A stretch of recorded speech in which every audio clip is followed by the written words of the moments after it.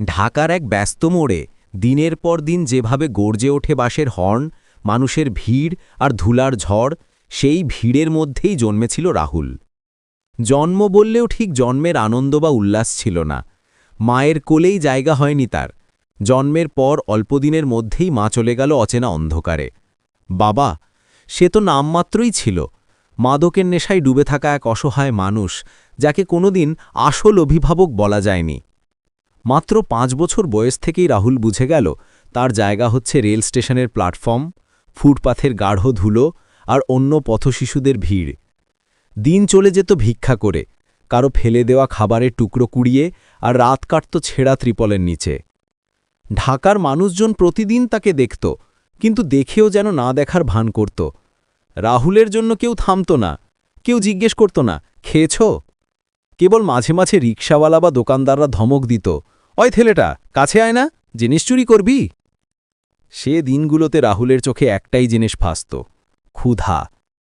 খাবারের জন্য সে কাঁদত, আবার মার খেয়ে চুপ করত। পৃথিবী তখন তার কাছে ছিল নির্মম এক খেলার মাঠ, যেখানে নিয়ম কেবল শক্তিশালীর, আর দুর্বলদের ঠাঁই নেই। বয়স যখন 10, রাহুল তখন অন্য পথশিশুদের সঙ্গে জড়িয়ে পড়ল ছোটখাটো চুরিতে। প্রথমে দোকানের সামনে থেকে বিস্কুটের প্যাকেট, পরে বাজার থেকে ফল চুরি। এটা যে অন্যায় সে জানত, কিন্তু ক্ষুধা যখন পেট ফুঁড়ে ওঠে, তখন অন্যায়ের সীমা আলাদা করে বোঝা যায় না। তবুও তার ভেতরে একটা ভয় সবসময় কাজ করত। রাহুল কখনো বড় অপরাধে জড়াতে চাইত না। মাঝে মাঝে সে রাতে তার মাকে মনে করত, যার মুখটা প্রায় ভুলেই গিয়েছিল, আর মনে মনে বলতো, একদিন আমিও মানুষ হব। কিন্তু মানুষ হওয়া তখন তার কাছে কেবল কল্পনা। একদিন দুপুরে যখন রাহুল রেল স্টেশনের ধারে বসে ভাতের কণা কুড়াচ্ছিল, তখন কাছে এলেন একজন সমাজকর্মী, মিসেস তাহমিনা। তিনি ছিলেন এক এনজিওর শিক্ষক। তিনি রাহুলের দিকে তাকিয়ে মমতাভরা কণ্ঠে বললেন, খাবি? রাহুল প্রথমে ভয় পেয়েছিল, কিন্তু যখন দেখল তিনি আসলেই খাবারের প্যাকেট বাড়িয়ে দিচ্ছেন, তখন হাত বাড়াল। খাওয়ার পর মিসেস তাহমিনা তাকে বললেন, পড়াশোনা করবে? এই প্রশ্নটা রাহুলকে থামিয়ে দিল। সে কখনো এমন প্রশ্ন শোনেনি। পড়াশোনা মানে স্কুলে যাওয়া, বই পড়া, কলম ধরা, এসব তার কাছে ছিল অচিন জগতের মতো। কিন্তু ভেতরে কোথাও একটা আলো জ্বলে উঠল। সেদিন থেকেই তার জীবনে শুরু হলো নতুন অধ্যায়। এনজিও স্কুলে ভর্তি হল রাহুল। প্রথম দিন কাগজে নিজের নাম লিখতে গিয়ে হাত কাঁপছিল, কিন্তু প্রতিদিন একটু একটু করে সে শিখতে লাগল। শিক্ষার আলো পেলেও জীবনের সংগ্রাম থেমে থাকেনি। দিনে পড়াশুনো, রাতে হোটেলে কাজ করে থালা ধোয়া, এই ছিল তার রুটিন।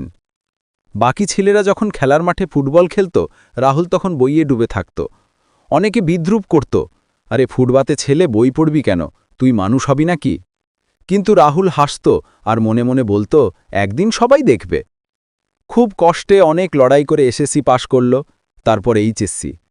প্রতিটি ধাপে যেন পাহাড় ডিঙানোর মতো কঠিন ছিল, তবুও হাল ছাড়েনি। বিশ্ববিদ্যালয়ে ভর্তি হওয়ার সময় রাহুলের চোখে জল চলে এসেছিল। সে ভাবেনি এতদূর আসতে পারবে। বিশ্ববিদ্যালয়ে পড়াশোনা শেষ করেই সে স্বপ্ন দেখল বিসিএস পরীক্ষার। দিনরাত পড়াশোনা করল। অন্যরা যেখানে উৎসবে ব্যস্ত, রাহুল সেখানে বইয়ের পাতায় ডুবে থাকত। অনেক কষ্ট, অনেক নির্ঘুম রাত পেরিয়ে অবশেষে সে পুলিশ ক্যাডারে সুপারিশ পেল। এ যেন তার জীবনের সবচেয়ে বড় জয়। রাহুল এক এক করে পদোন্নতি পেয়ে বড় পদে আসতে লাগল। কঠোর পরিশ্রম, সততা আর ন্যায়বিচারের প্রতি দৃঢ় বিশ্বাস তাকে অন্যদের থেকে আলাদা করে তুলল। বছরের পর বছর পরিশ্রমের পর একদিন দেশের মানুষ তাকে দেখল নতুন পরিচয়, ঢাকা মহানগর পুলিশের, অর্থাৎ ডিএমপির কমিশনার। যে ছেলেটা একসময় ফুটপাতে ঘুমত, আজ সে রাজধানীর নিরাপত্তা রক্ষার দায়িত্বে। এক অনুষ্ঠানে যখন সাংবাদিকরা তাকে প্রশ্ন করল, স্যার, আপনার জীবনের সবচেয়ে বড় শিক্ষা কি?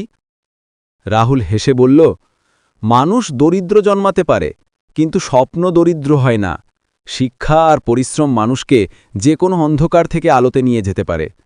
আমি পথশিশু ছিলাম, কিন্তু স্বপ্ন আঁকড়ে ধরে আজ এখানে দাঁড়িয়েছি। তার এই কথায় অনুপ্রাণিত হল অসংখ্য তরুণ তরুণী।